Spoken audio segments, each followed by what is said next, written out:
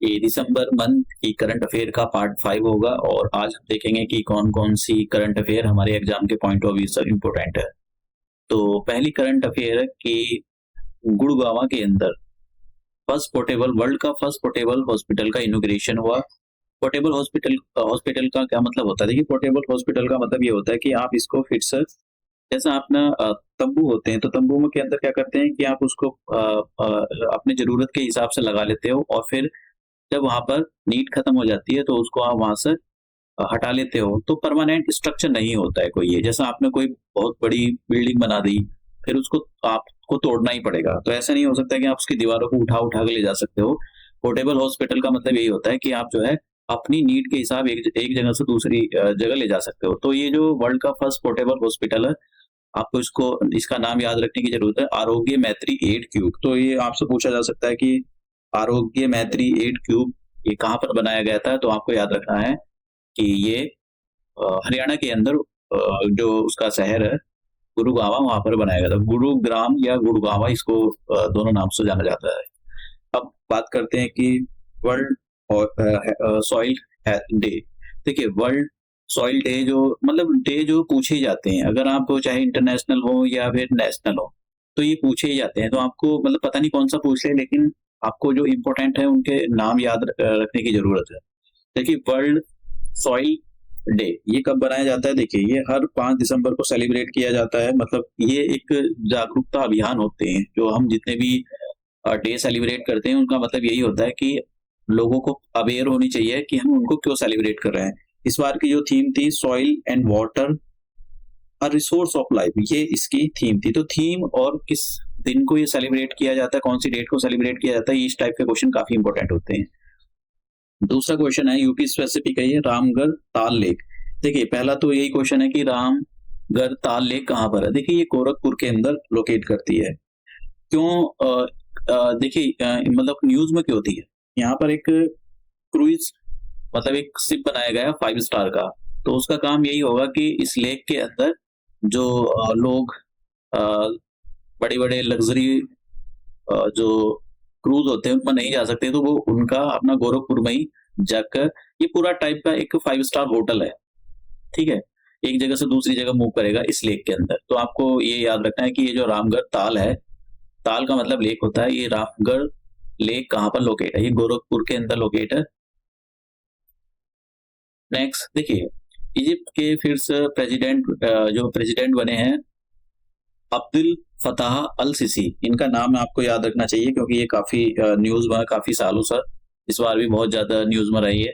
India और Egypt के relation काफी अच्छे हो रहे हैं आजकल।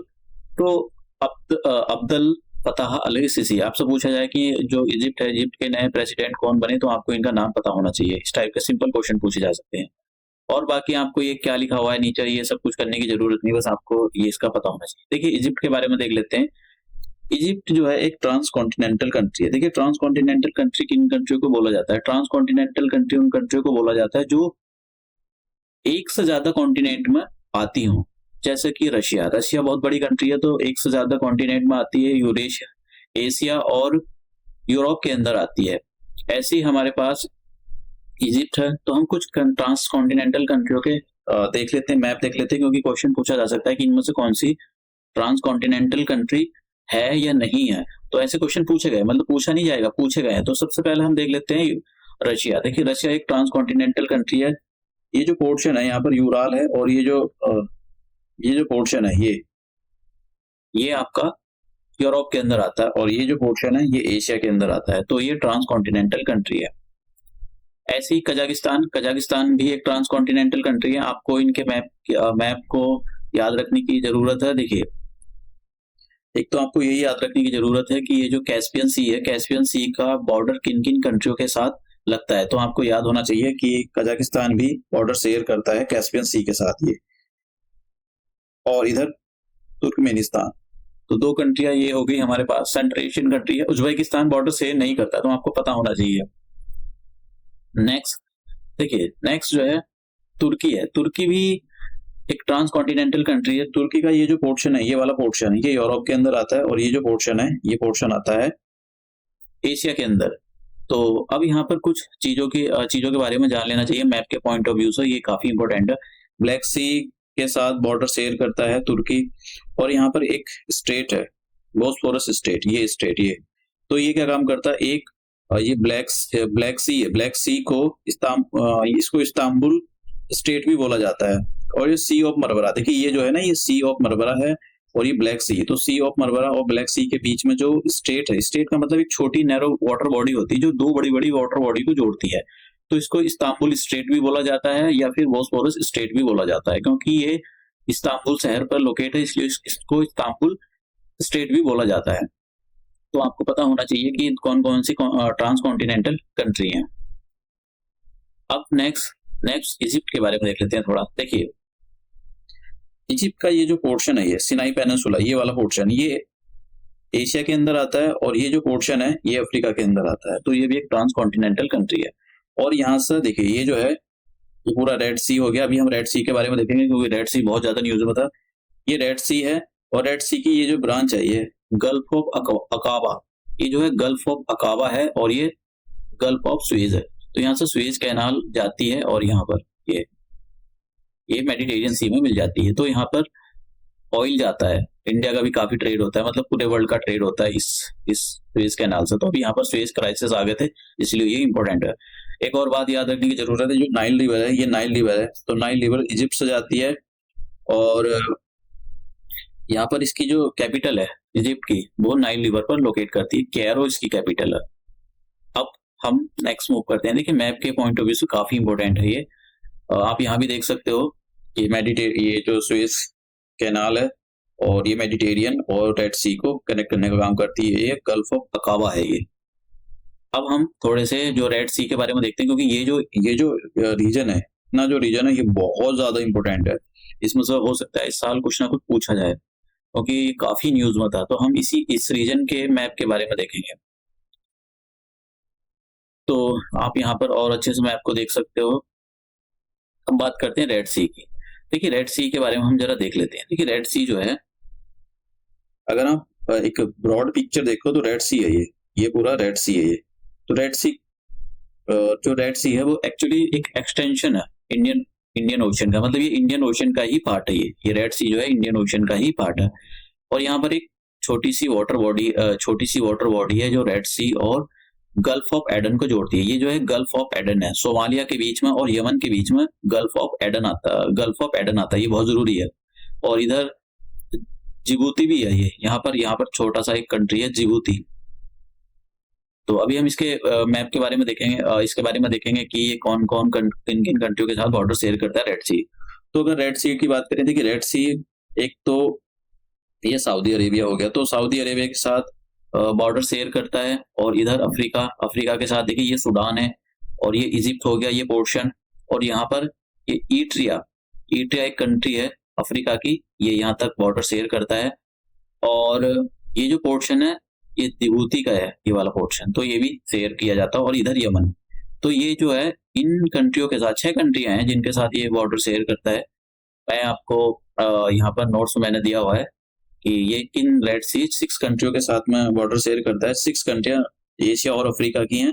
तो जैसे कि यमन और सऊदी अरेबिया जो बॉर्डर शेयर करती हैं, ये ईस्ट में सऊदी अरेबिया, एक तो सऊदी अरेबिया हो गया, सऊदी अरेबिया और यमन जो है एशिया की कंट्री हैं। और ये मैं आपको यहाँ पर दिखा देता हूँ, ये देखिए ये सऊदी अरेबिया। आपसे पूछा जा सकता है कौन कौन सी 2 कंट्रियां हैं, ये यमन और ये सऊदी अरेबिया की जो 2 एशियन कंट्री हैं, इसके साथ बॉर्डर शेयर करती है। ऐसा क्वेश्चन भी पूछा जा सकता है। अब बात करते हैं इजिप्ट। देखिए इजिप्ट जो है ये इधर इजिप्ट शेयर कर रहा है यहाँ पर बॉर्डर। और फिर कौन सा हो गया, सूडान, मैंने आपको बताया सूडान बॉर्डर शेयर कर रहा है यहाँ पर। और फिर इट्रिया हो गया। तो ये कंट्री जो है इनके साथ बॉर्डर शेयर करती हैं। जिबूती, ये यहाँ मैंने बताया कि ये जो है छोटा सा देश जिबूती है, ये सोमालिया है। अब बात करते हैं हम गल्फ ऑफ एडन की। देखिए गल्फ ऑफ एडन जो है, ये गल्फ ऑफ एडन है यमन के बीच में, और अफ्रीका के, ये यमन एशियन कंट्री है और सोमालिया अफ्रीकन कंट्री है। तो इन दोनों के बीच में एक वाटर बॉडी है ये, तो ये गल्फ ऑफ एडन। तो गल्फ ऑफ एडन ये इधर जिबूती भी है ये। तो 3 कंट्रियों के बीच में बॉर्डर शेयर करती है, सोमालिया, यमन और ये। आपसे पूछा जाए कि गल्फ ऑफ एडन किन-किन कंट्रियों के बीच में है, तो आपको नाम बता देने हैं, यमन, और जैसे भी ऑप्शन दे रखे हैं उसी के हिसाब से आपको इनके नाम बता देने हैं। इस टाइप के क्वेश्चन पूछे जाते हैं। अब बात करते हैं, यहाँ पर एक स्टेट है ये वाला, ये रेड सी हो गया, रेड सी, और यहाँ पर गल्फ ऑफ एडन, तो इनके बीच में एक छोटी सी वाटर बॉडी है, बब अल मंदेब या बाब अल मंदेब, आप जो भी इसको प्रोनाउंस करना चाहो कर सकते हो, बस याद रहना चाहिए। तो आपसे पूछा जा सकता है कि ये जो बाब अल मंदेब, ये एक स्टेट है, ये किन किन 2 चीजों को जोड़ती है। तो एक तो आपको रेड सी और गल्फ ऑफ एडन को जोड़ने का काम करती है, या फिर ऐसे भी पूछा सकता है रेड सी और इधर अरेबियन सी है, ये जो है अरेबियन सी है, तो अरेबियन सी को कनेक्ट करने का काम करती है।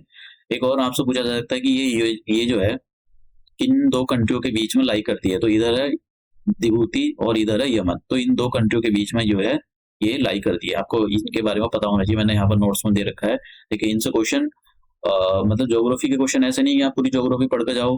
ज्योग्राफी का मैंने सिलेबस बताया था आपको, उन्होंने बोला है कि आपको जनरल सी नॉलेज होनी चाहिए। जनरल नॉलेज का मतलब यही होता है कि भाई आपको इन लोकेशन के बारे में अच्छे से पता हो। ऐसा नहीं कि आपको यहाँ पर कौन सी यहाँ पर करंट फ्लो करती है, क्यों फ्लो करती है, उसके बारे में इतनी नॉलेज नहीं होनी चाहिए, जनरल सी नॉलेज होनी चाहिए। वो मेंस के पॉइंट ऑफ व्यू से इंपॉर्टेंट है। तो लोकेशन उसका जनरल नॉलेज का मतलब यही होता है कि आपको थोड़ी बेसिक नॉलेज इन सारी लोकेशन के बारे में पता होना चाहिए। तो ये था आज का लेक्चर।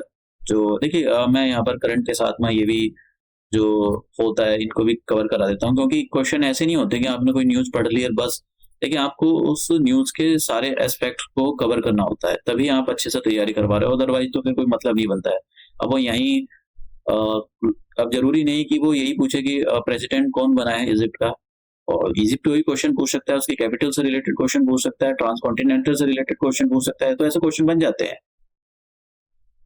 तो ये था आज का लेक्चर, काफी इंपॉर्टेंट था। इस टाइप के क्वेश्चन जैसे कि वर्ल्ड सॉइल डे, इस टाइप के क्वेश्चन पूछे जाते हैं, पूछे गए हैं, वो पता नहीं कौन सा डे पूछे, लेकिन पूछे जाते हैं इस टाइप, इसलिए ये जो है डे याद करने जरूरी होते हैं।